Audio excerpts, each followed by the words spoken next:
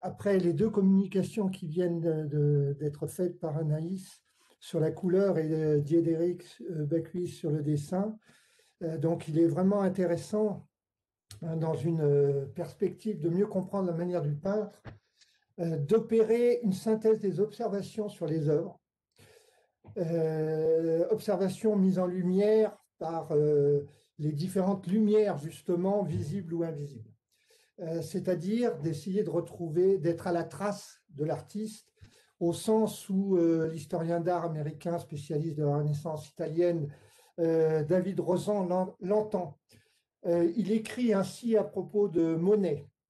La toile de Monet constitue un palimpseste de décision. Elle invite à un examen archéologique, à une fouille opérée sans contrainte dans une structure de surface complexe afin d'en constituer le mécanisme de réalisation. Ce qui nous captive, c'est la richesse même des effets de matière et de couleur à la surface de la toile.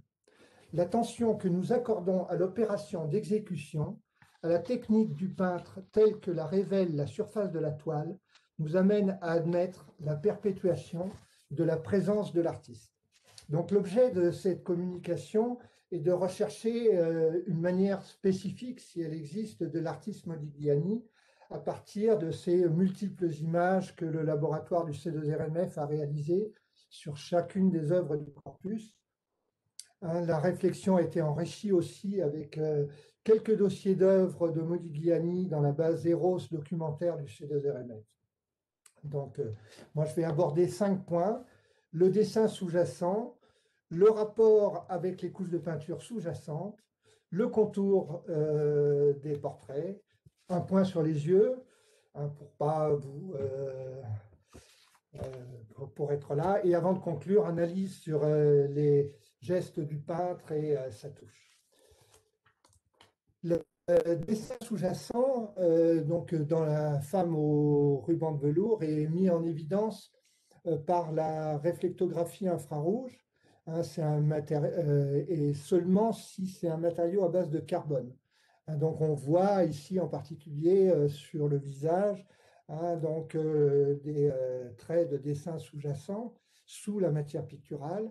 Hein, et donc avec des détails ici dans le nez, la bouche, le cou et l'oreille. Mais sur ce portrait, il existe aussi un autre dessin sous-jacent qui a été un autre dessin mis en évidence cette fois-ci par l'observation, hein, avec une peinture très fluide de couleur bleue. Dessin d'ailleurs qui ne se superpose pas exactement hein, avec le dessin sous-jacent qui est mis en noir ici et que c'est un dessin que Anaïs avait fait. Et donc aussi le dessin qui contourne le décolleté de la femme, et donc avec ces dessins en pointillés dont je vais parler plus tard quand je parlerai du contour. Un autre dessin, une autre œuvre sur laquelle le dessin sous-jacent a été particulièrement abondant, c'est celui peut-être pour lequel il y a le plus de dessins dans le corpus, c'est le jeune apprenti du musée de l'Orangerie. Donc on en voit sur le visage, sur la main, et puis également sur le meuble, sur la table sur laquelle il appuie son coude. L'œuvre qui a le plus de dessins sous-jacents, sans doute, c'est celle du Met à New York, hein, donc le portrait de Jeanne Hébuterne. Et donc je remercie les conservateurs et les collègues du Met de nous avoir prêté ces documents qui sont inscrits d'ailleurs dans le projet des Tate Papers dont on a parlé à plusieurs reprises. Le deuxième point de mon exposé consiste à la composition sous-jacente. C'est-à-dire Modigliani, après avoir choisi son support, le format, réalisé des dessins et des dessins hein, de son modèle, comme l'écrivait Jacques Lipchitz, hein, il travaillait furieusement, arrachant dessin sur dessin, sans s'arrêter pour corriger ou réfléchir. Hein, donc, il fait un dessin sur le support préparé ou pas, et réalise le portrait avec le pinceau chargé en couleurs. Le premier aspect que je veux révéler ici, c'est son utilisation du support lui-même, hein, de la couleur du support, hein, et de le laisser en réserve, laissant transparaître cette préparation, comme ici le premier, le tableau le plus ancien de notre corpus, hein, le buste de jeune femme. Hein, et aussi dans certains cas où il réutilise des tableaux dont il n'est pas satisfait et qu'il ne cherche pas à conserver. Donc on voit ici aussi des réserves au niveau de la main de ce portrait de Paul Alexandre qu'on a vu un certain nombre de fois là, dans ces 2 jours, mais en 2013 et puis en 2019, la réserve dans le portrait d'un des plus anciens du corpus, hein, des plus récents pardon, du corpus, le portrait de Jeanne Hubert-Terme. Donc cette pratique, il l'opère sur l'ensemble de sa production. On le retrouve ici également dans le nu à la chemise dont on a parlé, dont Anaïs l'a évoqué hier, avec cette préparation gris bleuté, hein, qui est sur l'œuvre. Et donc, en fait, c'est à chaque fois, il va utiliser ce fond comme une sorte d'inspiration pour faire monter les couleurs. Hein, et donc, c'est particulièrement le cas sur Viking et Gelling, où il y a une composition sous-jacente colorée en vert et en brun, hein, qu'on découvre ici dans la partie droite de la diapositive. Un point très, très fondamental, je crois, dans l'œuvre de Modigliani concerne la question et la problématique du contour, hein, du contour des portraits. Hein, c'est l'utilisation d'un dessin qui vient cerner les portraits dans leur environnement, leur décor, et qui joue aussi dans la représentation des volumes, comme dans les sculptures de bas-relief. Hein, donc le premier exemple que j'ai voulu donner, c'est celui de la main de la femme aux yeux bleus de 1918, hein, donc avec une photo au milieu en lumière visible et le même cadrage en lumière rasante où on voit un certain nombre l'effet de touche, hein, sur lequel je vais revenir. Et donc on perçoit que ce contour n'épouse pas entièrement la chair de la main, hein, comme d'ailleurs les 2 exemples que j'ai présentés sur les 2 dessins sous-jacents de la femme au ruban de velours de tout à l'heure. Hein, donc Modigliani joue des différents instants de la création. Hein, et donc je pose la question, ça pourrait être une représentation, ce serait comme s'il existait une représentation du temps dans l'œuvre elle-même. Les contours peuvent être de couleurs différentes, hein, donc je reviens sur le buste de jeune femme du Lame. Ici, donc on a un contour bleu, un contour noir. Donc en fait, cette question du contour participe de cette activité picturale et du dessin.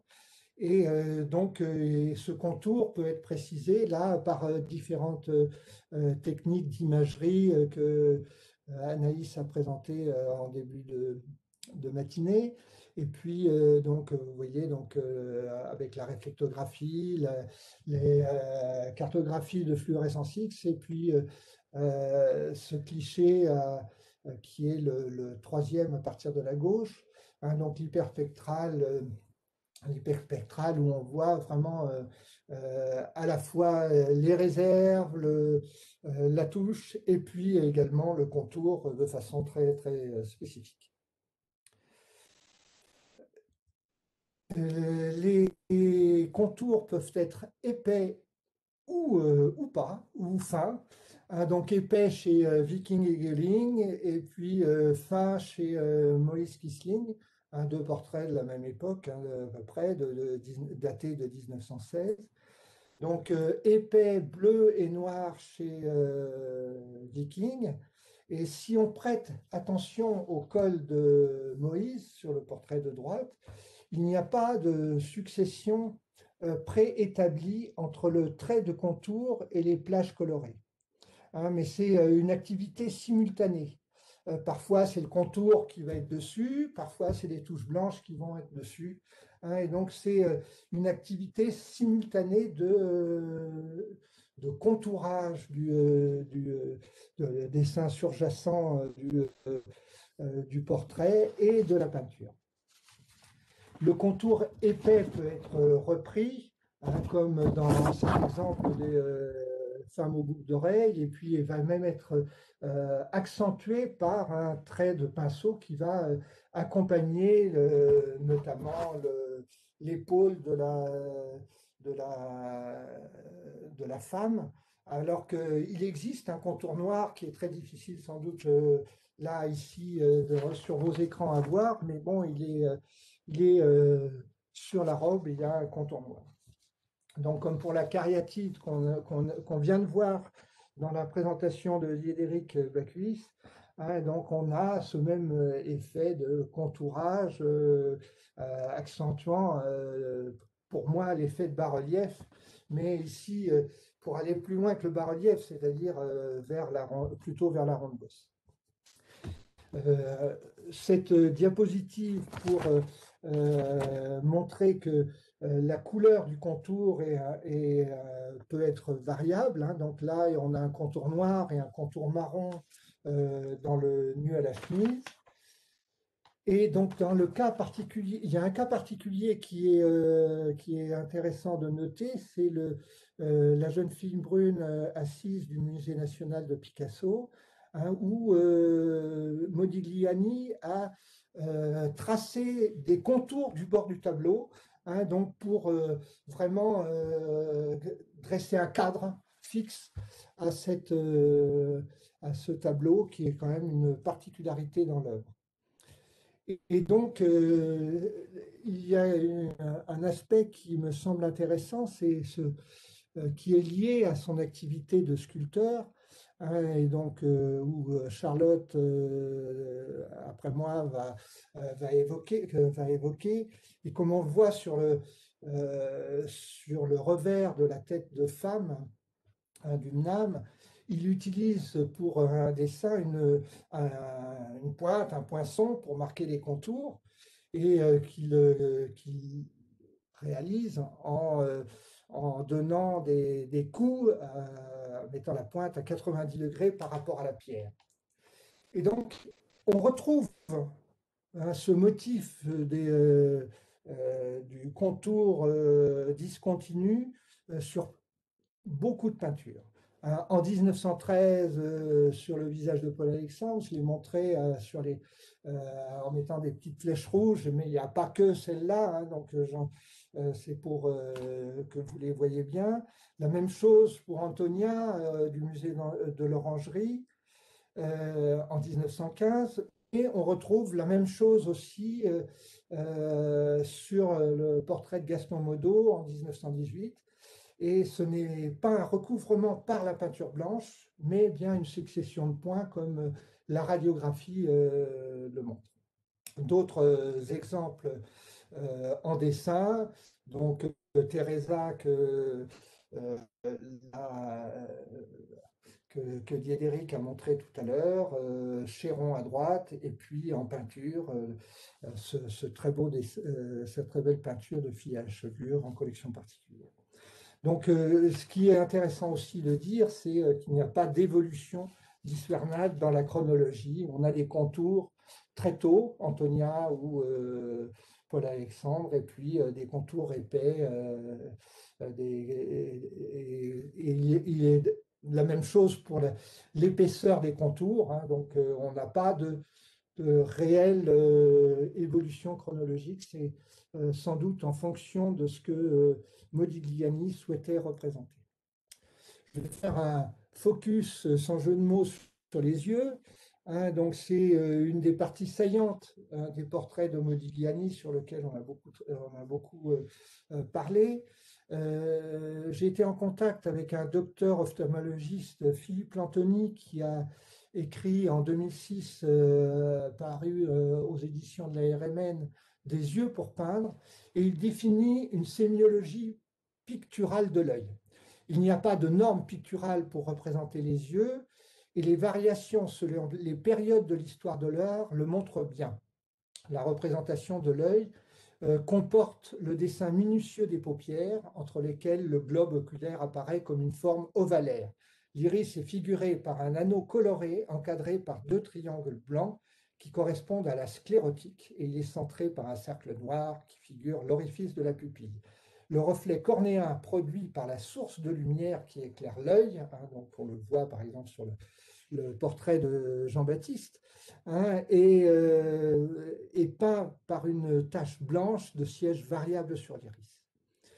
Cependant, il conclut qu'aucun de ces éléments anatomiques n'est nécessaire pour évoquer un œil, et je vais passer très vite donc des macrophotographies présentées sur les yeux sans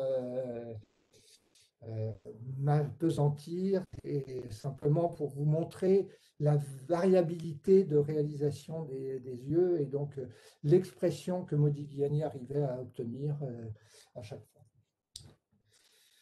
Donc après, il n'y a pas de squeeze non plus pour que vous retrouviez quels sont les tableaux qui sont représentés. Je vous ai mis le portrait sur la partie gauche. Donc, et bien sûr, il y a les deux yeux qui peuvent être aussi différents. La partie qui est intéressante et importante aussi, c'est ce qui concerne le geste et la touche du peintre. Dans cette trace laissée dans la matière par l'artiste, on comprend son geste, on suit son regard sur le modèle et en même temps sur son œuvre. C'est une analyse de la touche à l'échelle millimétrique, l'observation longue et approfondie de l'œuvre à la loupe binoculaire sous différentes incidences, mais aussi aujourd'hui l'examen des clichés numériques en haute définition qui permet de retrouver cette présence même de l'artiste. Les différents clichés en lumière directe, rasant, infrarouge, les images chimiques apportent tous des précieuses informations pour mieux comprendre le projet du peintre. Jean-Paul Sartre écrit dans L'Imaginaire, paru en 1940, « L'art est un irréel. Ce qui est réel, ce sont les résultats des coups de pinceau, l'empattement de la toile, son grain, le vernis qu'on a passé sur les couleurs. Le tableau doit être conçu comme une chose matérielle, visité de temps à autre par un irréel qui est précisément l'objet peint. Ce qui se manifeste à travers le tableau, c'est un ensemble de choses neuves, d'objets que je n'ai jamais vus, ni ne verrai jamais. Donc l'objet de cette partie est de montrer les coups de pinceau, les empattements de la toile, le grain, tout ce qui fait de Modigliani un peintre inimitable. Donc la tête de femme, donc ici où on voit les traits de pinceau, où on suit le geste du peintre. Dédie, avec cette très belle macrophotographie en bas à droite qu'a fait Anaïs. Les représentations de la chair, où on retrouve les terres mêlées dont elle a parlé ici, et puis les différentes façons de réaliser les feuillages derrière le portrait. Donc les feuillages sur les deux parties supérieures, et puis le tronc dans la partie inférieure. Donc les différentes façons de tenir le pinceau,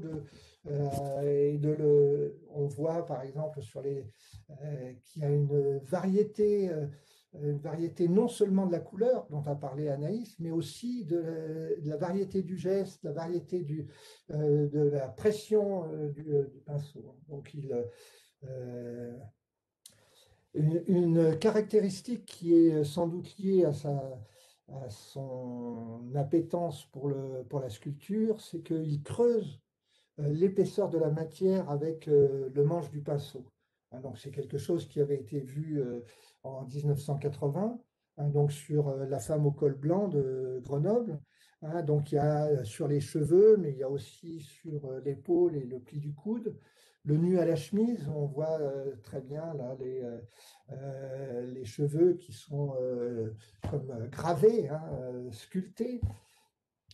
Et aussi sur le nu blond qui avait été étudié au C2RMF. C'est pour ça que j'ai mis la petite affiche de l'exposition en 1981, le nu blond en collection particulière, où on voit ces traits de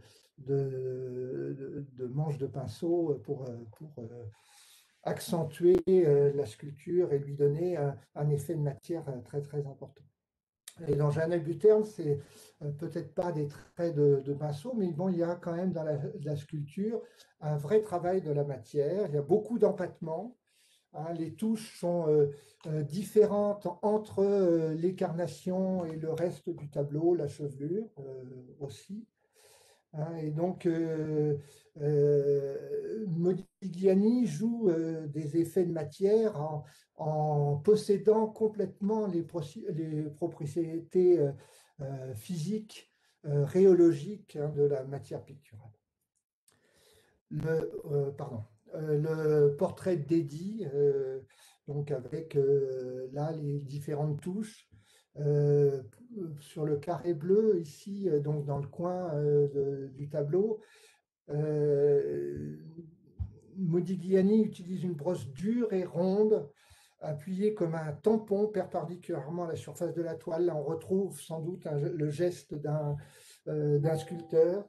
En jaune, ici, la jupe qui est travaillée avec soin pour rendre le modelé avec des aplats. Le fond, ici, travaillé avec soin. Et puis la chevelure, un enchevêtrement de taches brunes de couleurs différentes et de noir. La femme au col blanc, hein, de Grenoble, on voit aussi hein, le volume de touches superposées, appliquées aussi bien au tampon, ce qu'on avait trouvé sur le portrait d'Eddie, mais sur le fond, mais là on le voit aussi sur la robe, et également dans les carnations, hein, donc avec un pinceau plus petit. Donc, quelques exemples de touches différentes. Hein, donc, le vitrage derrière Paul Alexandre, tête rouge, la bouche, et puis un autre endroit. Le lot, hein, donc avec une matière vraiment travaillée, très, très pâteuse. Et puis la femme aux boucles d'oreilles d'une lame d'épée. Et puis ce tableau vraiment intéressant de jeune femme assise, jeune fille brune assise, hein, du musée Picasso, avec la chair de la main appliquée au tampon, comme on l'a vu précédemment, mais aussi pour la manche de la robe, et ça c'est en rapport avec une question d'une auditrice d'hier, hein, il y a un jeu aussi sans doute de la trame de la toile sous-jacente. On voit ici ce cliché agrandi, hein, donc qui montre comme une sorte de voile de soie au-dessus de la robe. Je trouve ce cliché vraiment très très intéressant. Et donc avec bon, pour l'autre tableau, la femme aux yeux bleus du musée de la ville de Paris, hein, donc avec ici un cliché pris sur le cou et ici sur la joue gauche, hein, donc des matières différentes. J'en arrive pratiquement à ma conclusion. Donc, avec ce tableau de Diego de Rivera qui avait été étudié en 2002 au C2RMF, on retrouve ces différentes caractéristiques, hein, que je viens d'évoquer, la préparation transparente, hein, donc avec un jeu sur le support ici de façon évidente, les traces de froissement du pinceau, les larges touches divisionnistes, les sillons dans la barbe, et puis également le contour pointillé. pour conclure, avec ces deux portraits, celui de Soutine qui est peint sur, c'est un fragment de la porte, hein, qui est qui a été sur une pinte en bois, une porte en bois, et puis ce portrait de Frank Burti à Wieland qui a déjà été présenté. Et donc, ce que j'ai essayé de montrer, c'est que cette peinture de Modigliani, elle est entre le dessin et la sculpture. Elle est inspirée par la sculpture.